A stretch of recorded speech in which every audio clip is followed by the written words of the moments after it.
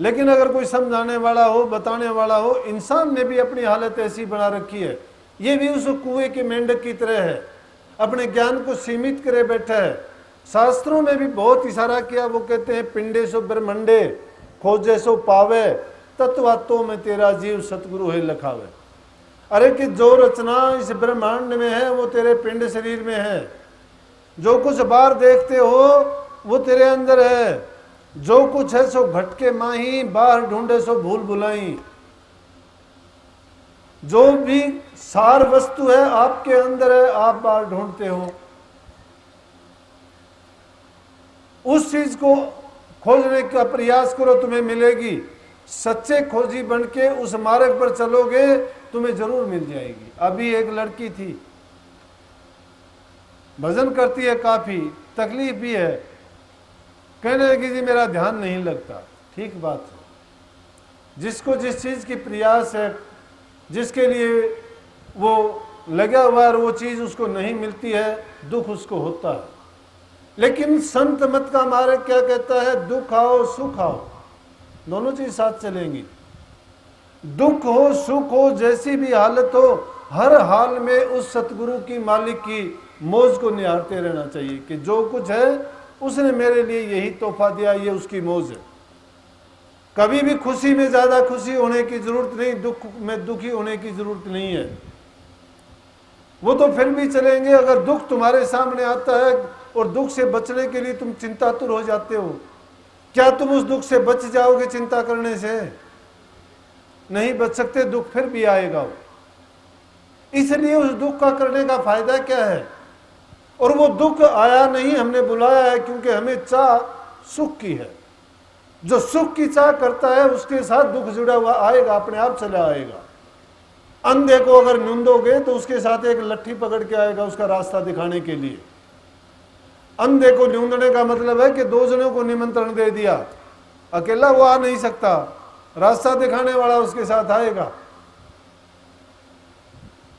ये तो है प्रेमियों ऊपर की और बाहर की बातें, लेकिन सच्चाई की बात क्या है कि जब तक आपका मन, विचार, आपके ख्यालात और आपकी क्रियाएं संसार की तरफ जुड़ी हुई हैं, भजन की तरफ इतने भी नहीं सरक सकोगे।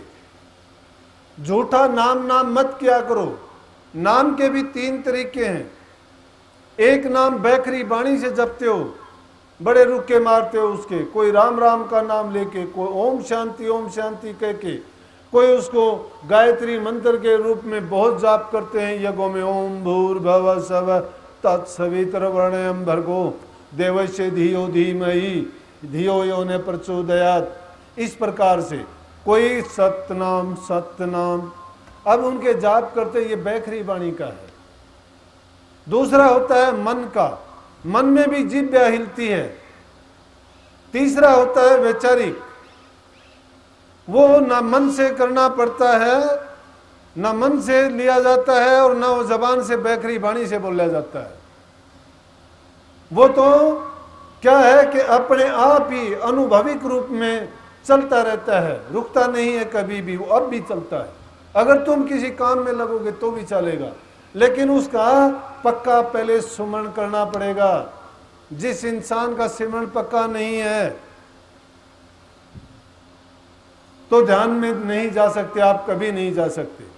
कोई सतनाम। अब उनके जाप करते, ये बैखरी वाणी का है।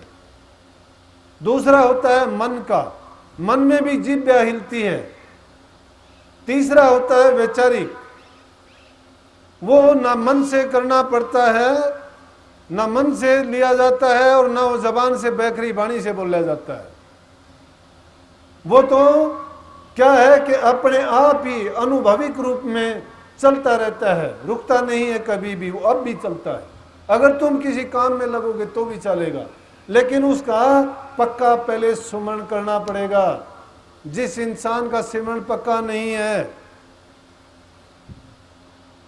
तो ध्यान में नहीं जा सकते, आप कभी नहीं जा सकते। जब तक उस नाम को जपते जपते उस नाम का रूप नहीं हो जाते, नाम और नामी एक जब तक नहीं बन जाता, शब्द और सूरत का मेला तब तक नहीं हो सकता। बूंद को सिंध में मिलाना है, बूंद उससे बिछड़ी हुई है, अलग है, ये रूह उसकी हालत वैसी है कि उस सागर से बिछड़कर ये जुदा हुई है, लेकिन यहाँ ये कर्मों के बस आके 3 ताप में पड़ गई और उनमें पड़ने के कारण इस पर मल वक्षेप आवरण के पर्दे चढ़े हुए हैं। इसके मल वक्षेप और आवरण के पर्दे कैसे उतरेंगे? जिस प्रकार से जंग लगी हुई चीज को हम रसायन पर बार बार लगाते हैं, जो ज्यादा कपड़ा मैला होता है धोबी उसको बार बार भट्टी में गर्म पानी में अलग अलग साबुन, कभी सोडा, कभी कुछ ऐसी चीजें डाल डाल के उबालता है, उसको पीटता है, साफ पानी में धोता है, तब कहीं जाके वो दाग छूटता है। तो इंसान के रूप पर तो एक जन्म के नहीं, जन्म जन्मांतरों के दाग लगे हुए हैं। वो दाग अगर आप चाहोगे कि 1 मिनट में छूट जाएं, 1 मिनट नहीं, उसको बहुत टाइम लगेगा। सत्संगियों की हालत बताता हूं, नाम सत्संगियों की लेते हैं, अपने आप को गुरु भगत कहते हैं, लेकिन उनकी मन की भाषा अगर तुम सुन सको और तुम्हारे पास ऐसा कोई दर्पण हो कि उनकी मन को तुम अच्छी तरह से बाहर लाके देख सको, तो तुम्हें पता लग जाएगा कि वो सत्संगी क्या है, उसके क्रियाकलाप क्या है, उसके अंदर की भावनाएं क्या हैं। अंदर में द्वेष ईर्ष्या है, बाहर का भेष बुगले जैसा बना लिया है, तो उसको कहां से भक्ति प्राप्त होगी? हम अपनी चिंता कम, दूसरे की चिंता ज्यादा करते हैं, लेकिन नाम में तो ये परवाह नहीं है, तुझे पराई क्या पड़ी अपनी आप न मेड़। लेकिन हम तो अपनी आप की तो छोड़ते हैं कि हमारा तो देखा जाएगा जो होएगा, हम दूसरे की ओर बहुत गौर करते हैं, उसकी कमियों को बड़ा निहारते हैं। अरे उनकी कमी निहारते निहारते तुमने अपने आप को कमियों का एक भंडार बना लिया है, कमियां भर ली हैं अपने अंदर सारी की सारी। कमियों को तो गिन गिन के निकालो, लेकिन हमें मक्खी की तरह भिंड भिंड करने की आदत पड़ गई है, निंदा चुगली में प्रवृत्त रहते हैं। मन तो 1 मिनट के लिए भी खाली नहीं रहता, मन में संकल्प उठता है, भजन के लिए कहाँ बैठोगे? भजन में बैठे होगे तो भी तुम भजन और किसी चीज का करते हो। दिन में जो बात होती है उनका एकांत में बैठ के बड़े आराम से चिंतन करते हो, लेकिन अगर उसी चिंतन के दौरान तुम्हें ये समझ हो कि गुरु ने मुझे नाम दिया था, इन चीजों को दूर अलग करने के लिए बोला था, धीरे धीरे करके अगर उनको तुम ढीला करना शुरू कर दोगे, उन चीजों को मन नहीं दोगे। तुम्हारे घर में कोई मेहमान आता है और उस मेहमान की तरफ तुम नजर उठा के नहीं देखोगे, पानी की नहीं पूछोगे, उसकी उठ बैठ नहीं करोगे, घंटा बैठेगा, आध घंटा बैठेगा, 2-4 घंटे में वो समझ जाएगा कि तेरी यहाँ कोई कदर नहीं चली। यहाँ से तुम्हारे मन में जब ऐसे ख्यालात उठते हैं, ऐसे विचार पैदा होते हैं, या दूसरी ही कामनाएं जो आती हैं, किसी प्रकार की भी कल्पनाएं तुम्हारे मन में उठती हैं, उन कल्पनाओं को, उन विचारों को तनिक भी मन ना दो, उनकी कदर ना करो, उनसे उदासीन भाव अपनाओ, उनकी तरफ से उदास हो जाओ। देखते देखते क्या होगा कि वो आने बंद हो जाएंगे। लेकिन हम तो उनको और ताकत देते हैं, जो जो वो आते हैं और खोज करते जाते हैं कि उसने ऐसा किया, मैं ऐसा करूँगा। जब तक ये फैसला नहीं कर लेते कि उस पूरी बात को, उस पूरी समस्या को, झगड़े को मन ही मन में तुम इतनी ज़्यादा बना लोगे कि ऐसा फैसला कोर्टों में भी नहीं जाता। मन के साथ में 2 खड़े हो जाते हो कि एक तुम्हें समझ देता रहता है, एक तुम्हें रास्ता बताता है, और उसको करते करते नाम और भजन तो दूर, और फिर ख्याल आता है कि करने क्या बैठा था, कर क्या रहा। तो ये आपदाएं हैं इंसान के साथ में। उन आपदाओं को 1-2 दिन में नहीं छूट सकेंगे, आदत पड़ी हुई है मन को। तो कोई जो हरिजन सूर होगा वो इस रास्ते पर चलेगा, लेकिन जो होंगे ऐसे ही तो थोड़े बहुत चल के लड़खड़ा जाएंगे, कहेंगे छोड़ क्या रखा है इन बातों में। इसीलिए सत्संग को और सतगुरु को तो हमने कह दिया चल चल। अरे नहीं, जब जब ज्यादा दुख आए तो जब ज्यादा नाम को जपो। तुम्हें कोई बीमारी रोग होती है तो दवाई ज्यादा लेते हो कि कम करते हो? नाम को एक तरफ तो कहते हो कि दवाई पी ले नाम की तरह जन्म मरण कटे रोग, एक तरफ तो नाम को दवाई कहते, दवाई तो उसको मानते ही नहीं आप। अगर उसको दवाई मानते हो तो जो जो ये तकलीफ होती है, लेकिन सतगुरु की मौज दया देखो, वो इसी युग में है और युग में नहीं थी कि जब जब मार पड़ी दुखन की तब डर डर कर भजन की हो रही, देखो मेहर दया सतगुरु की, उसी भजन को मान ली हो रही।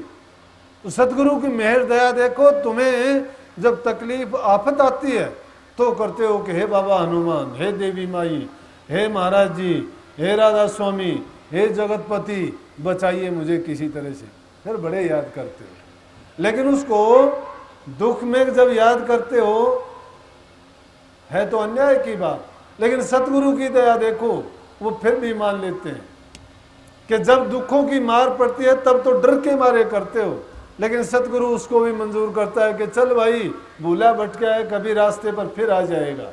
इस युग में नाम की करनी करना बहुत दूर की बात है, बहुत दूर की बात है। सतयुग में ध्यान से मुक्ति होती थी। योगी लोग 80-80 करोड़ बरस तक, 80,000 बरस तक समाधि में बैठे रहते थे। ध्यान योग था, ध्यान योग था।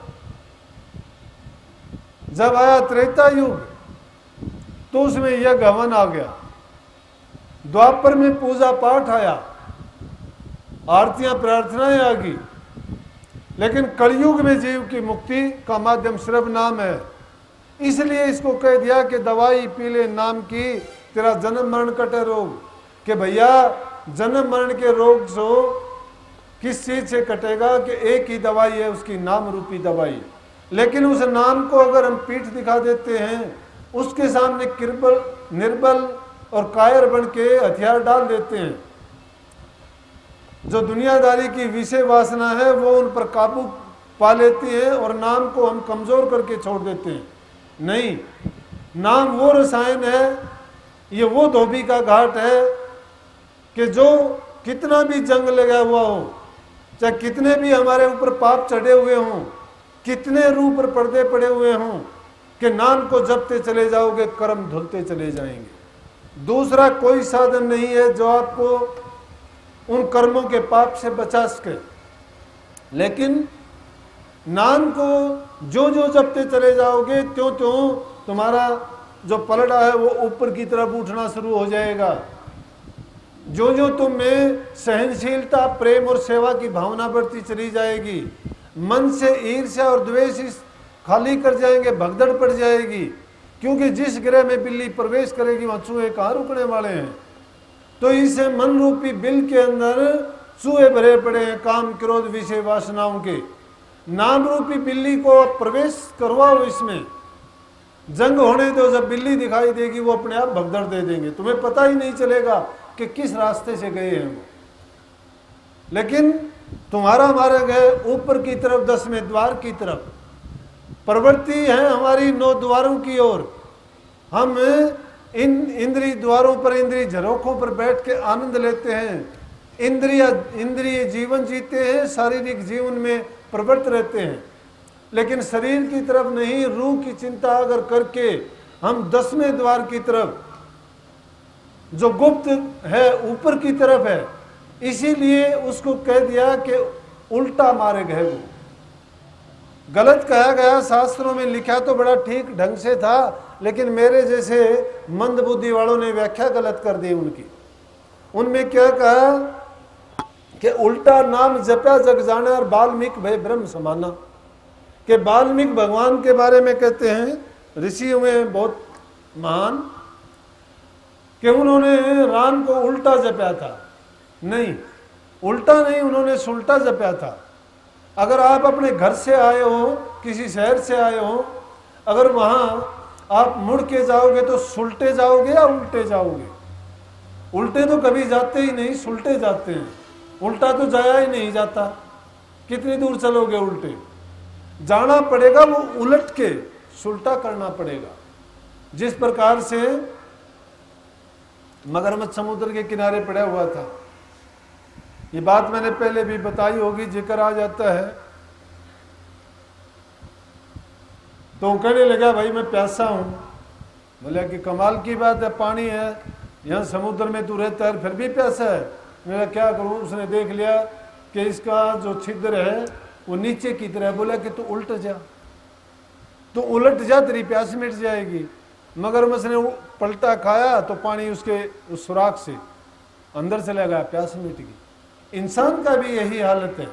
ये संसार की तरफ से अगर उलट जाए ना तो इसकी प्यास भी एक मिनट में मिट जाएगी, बुझ जाएगी। हम संसार को अपना सच्चा घर माने बैठे हैं, लेकिन ये झूठा है। ये झूठे घर में हमने मेर जमाई हुई है यहाँ, और इसीलिए हम आपदाओं के शिकार बनते हैं। आफत आती है हमारे ऊपर, क्योंकि हमने उन चीज़ों को अपना मान लिया है जो हमारी है नहीं। और जब हमसे वो छिनती हैं, हमारे से जुदा होती हैं, तो हम सोचते हैं हमारी चीज़ों को कोई छीने जा रहा है। गलत है ये बात। हमारी चीज़ वो थी नहीं। ये रिश्ते, ये नाते, ये वस्तुएं, ये संबंध हमने संसार में आने के बाद में अपनाए हैं। जब आए थे तो अकेला जीव आया था, कोई किसी से नाता नहीं था, कोई संबंध नहीं था।